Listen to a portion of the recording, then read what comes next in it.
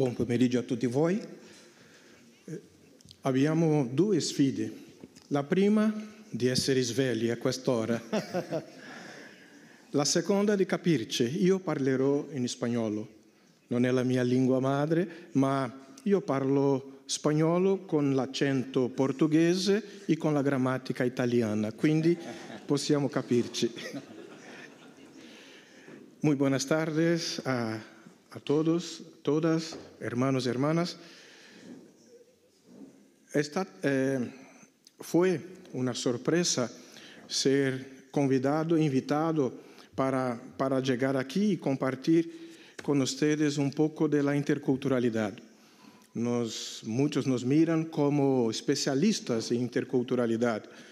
Yo no soy especialista, yo soy un religioso misionero que cuando llegué hace 31 años que llegué a la congregación de los misioneros del Verbo Divino, encontré esta realidad de interculturalidad.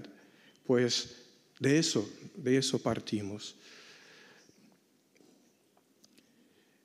Yo empiezo con dos citaciones de nuestras constituciones. El amor y la gracia de Dios nos han reunido de diversas naciones y continentes en una congregación religiosa y misionera, consagrada al Verbo Divino y distinguida con su nombre. Nosotros, los misioneros del Verbo Divino, nos presentamos de esta forma. Una otra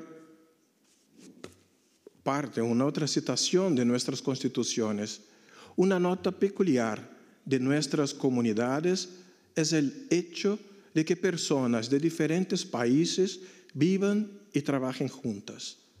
Ello resultará enriquecedor cuando cada cual salga al encuentro del otro con respecto a su nacionalidad y cultura. Pues, una vez más, hermanos y hermanas, muy buenas tardes.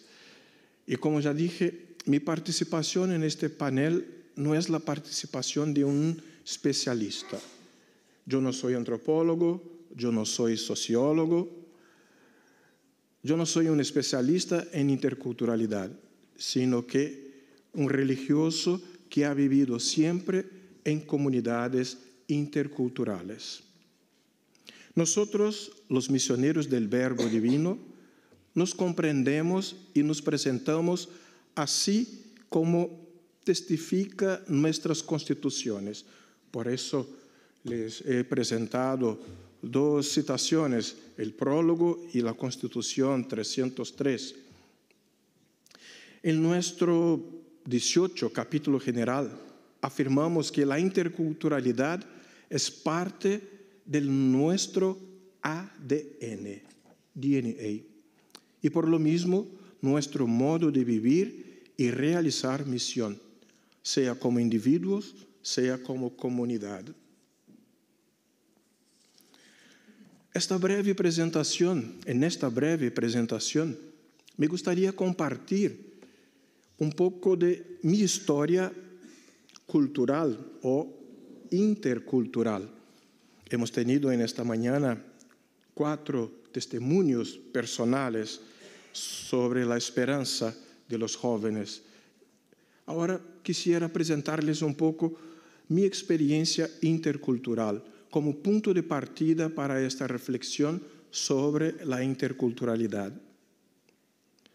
El segundo punto de esta presentación es un caso concreto de la provincia, nuestra provincia, SVD, en Australia. Y el tercer y último punto, algunas experiencias de superación de obstáculos en la vida y misión interculturales. Inicio afirmando que para reflexionar sobre la interculturalidad se hace necesario asumir el propio origen o identidad. En este sentido,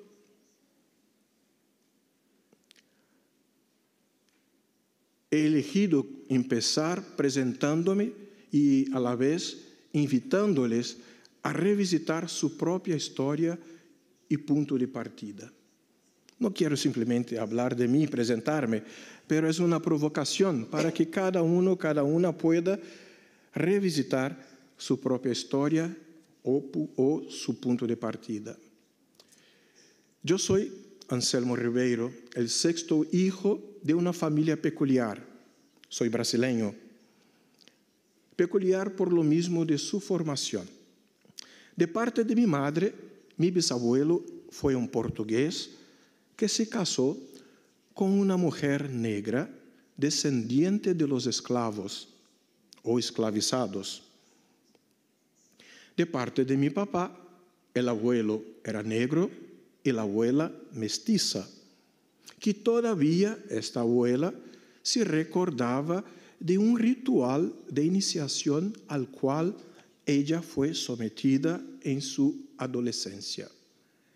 Tal ritual tiene correspondencias o relaciones con algunas culturas africanas. Para algunos, yo soy un ejemplo de multiculturalidad, un concepto que se enseñaba en las escuelas y que trataba de explicar la formación de mi pueblo. El pueblo brasileño es formado por blancos, negros y indígenas.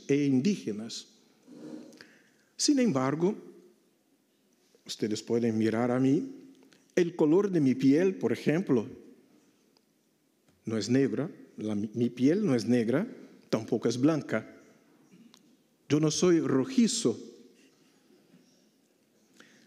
En un buen italiano, podría ser café latte, cappuccino, el color de mi piel.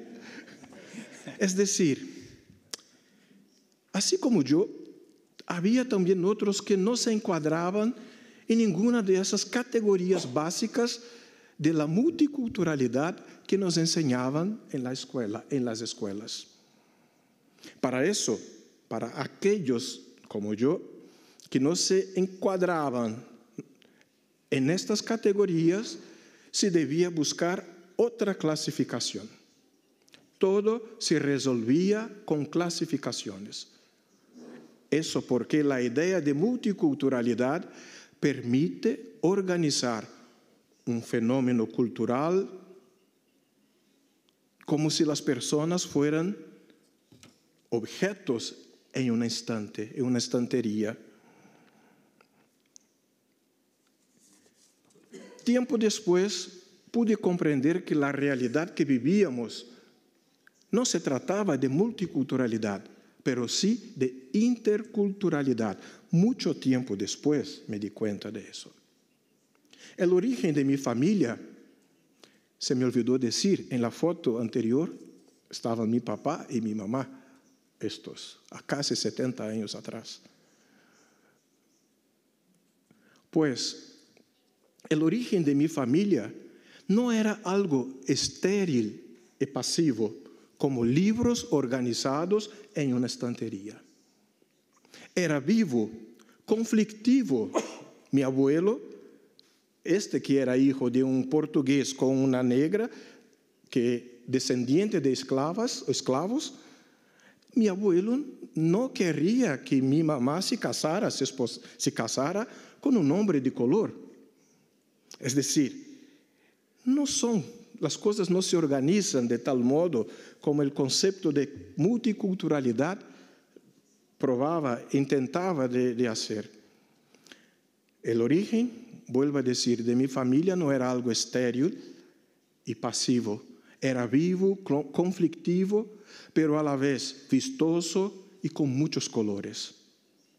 Lo que los libros de la escuela presentaban era folclórico, mientras que lo que se vivía entre nosotros era mucho más que coexistir lado a lado.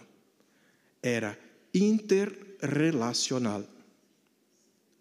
Relacionarse con las diferencias era constitutivo de nuestra identidad.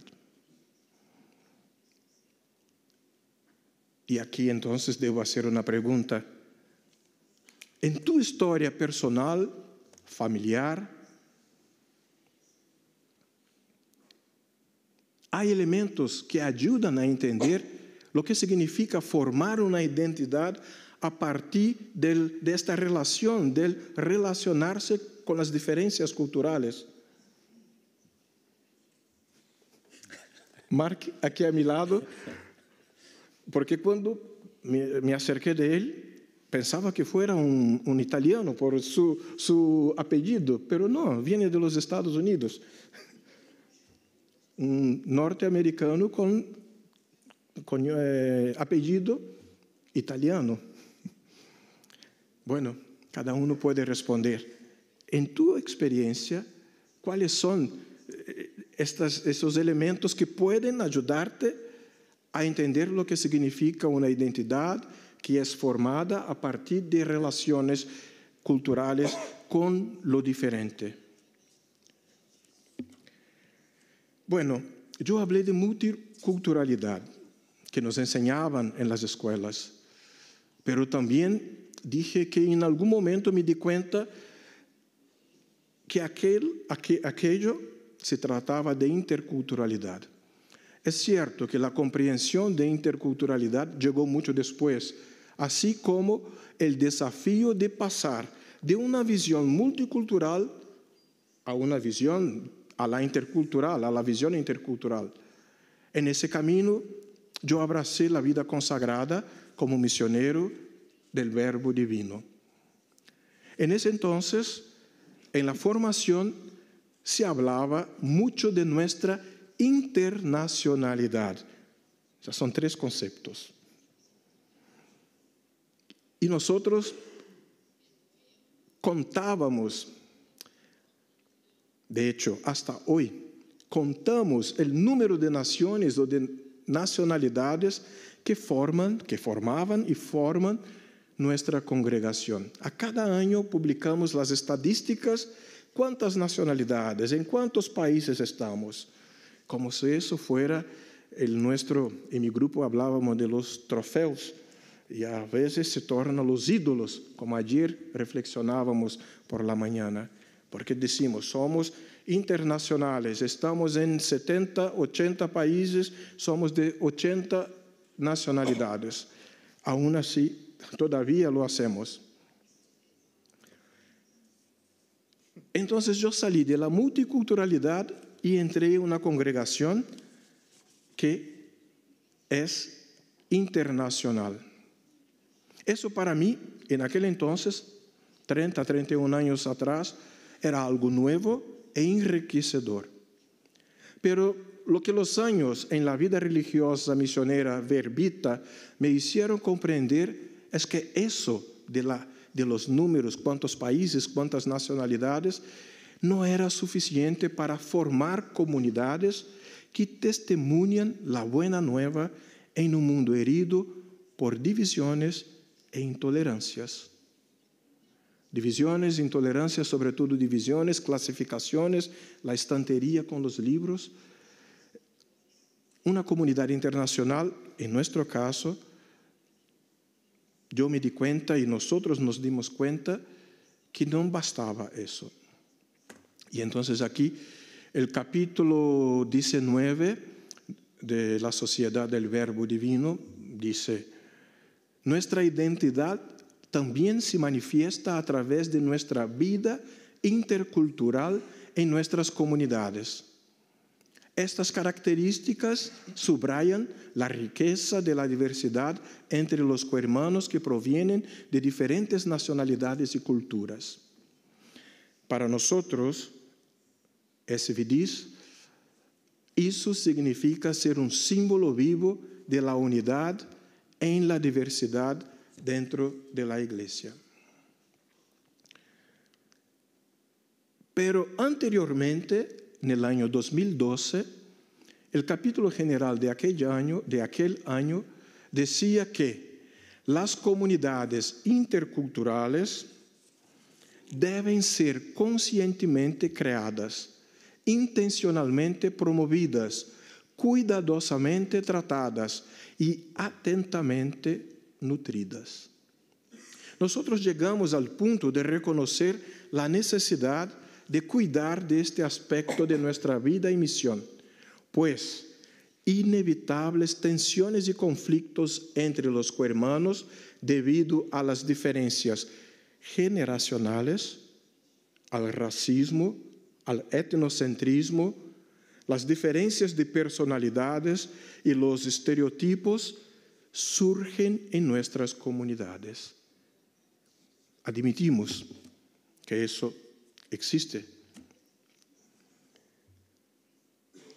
Quisiera ahora presentarles el segundo caso. El primero fue de mi propia experiencia de familia y cuando llegué en la congregación.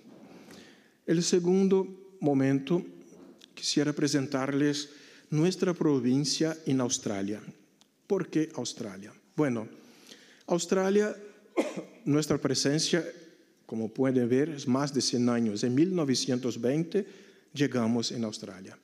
Después en Nueva Zelanda, 1985, en Tailandia, 1999, en Myanmar, 2018. La provincia de Australia tiene 96 cohermanos designados allá, para esta provincia. De ellos, 84 en votos perpetuos y 12 en votos temporarios. Y el promedio de edad, 52 años. Una provincia más o menos joven. Está como el mismo promedio de la congregación. 52 años si contamos solamente los en votos perpetuos. Con los en votos temporarios, el promedio va a caer a 40 y algo años de edad. La provincia de Australia es formada tiene esta configuración. Misioneros de los 96 misioneros allá de Europa, son 9 misioneros. Los polacos, mayoría de los europeos, son solamente 3.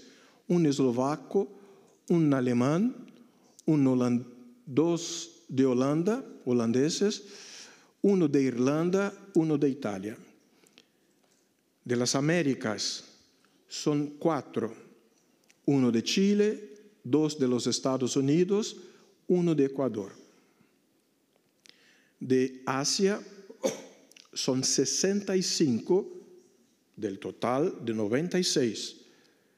1 de Laos, 13 de la India, 11 de la Indonesia, 1 de Timor-Leste, 27 del Vietnam.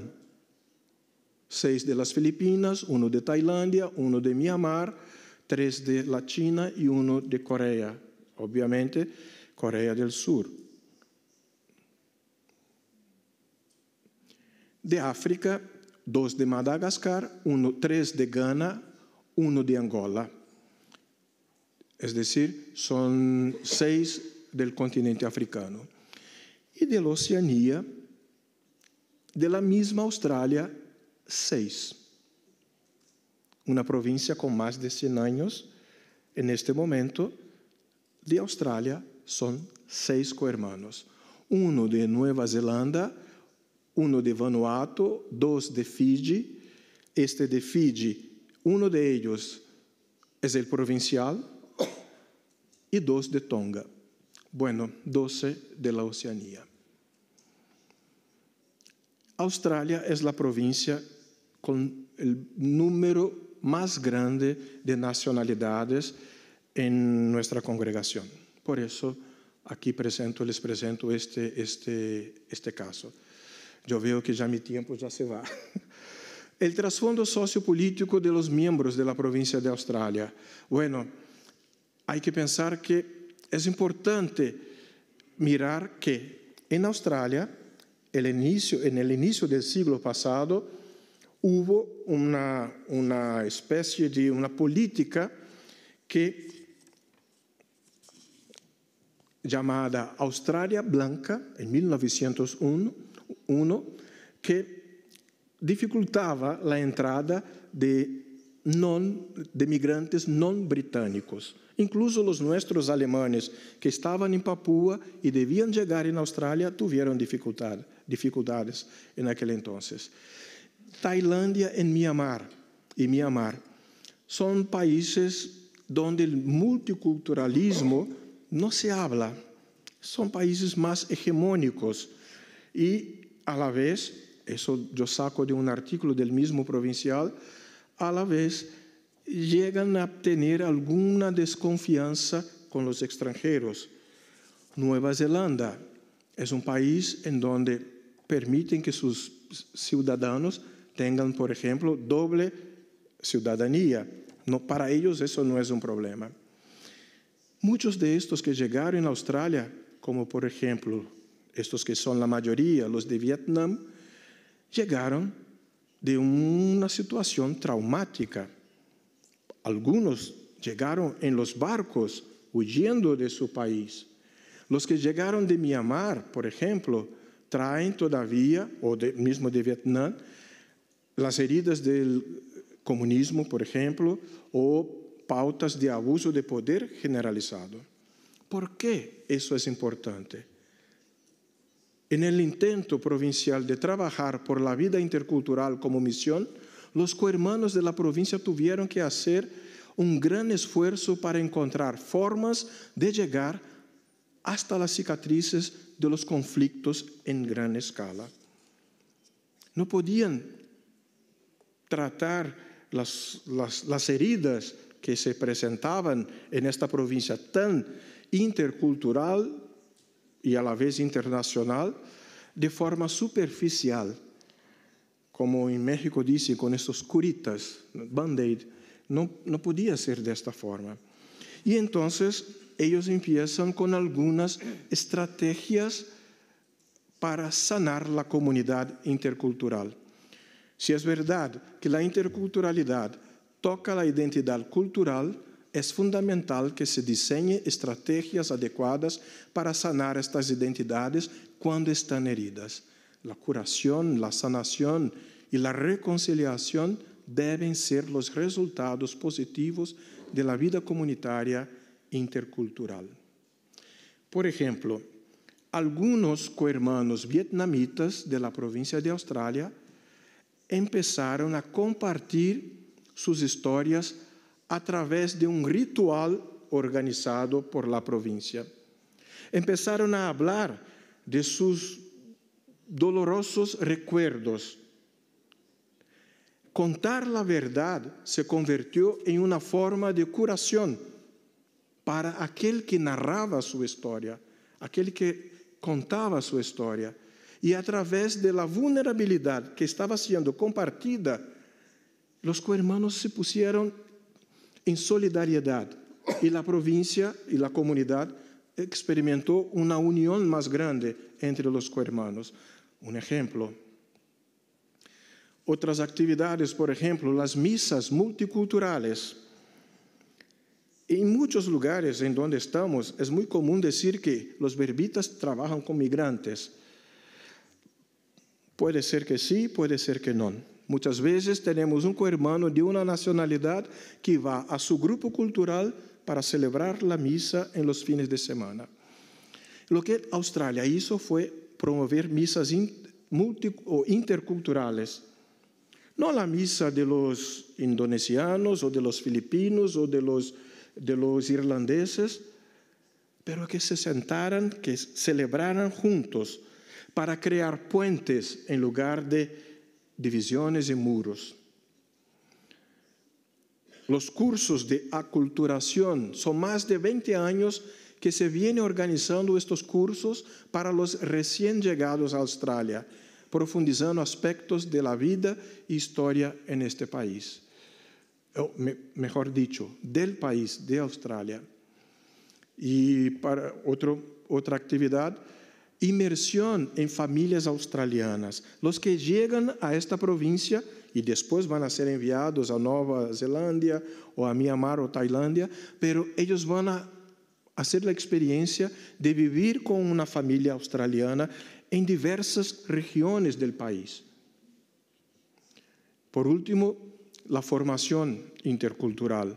Los formadores son de Vietnam, India, Filipinas e Indonesia. Los formandos vienen de Asia, de África y América Latina. ¿Puedo seguir, padre? Já. 2 minuti. 2 minuti. Facciamo così. Superando obstáculos en la vida y misión intercultural.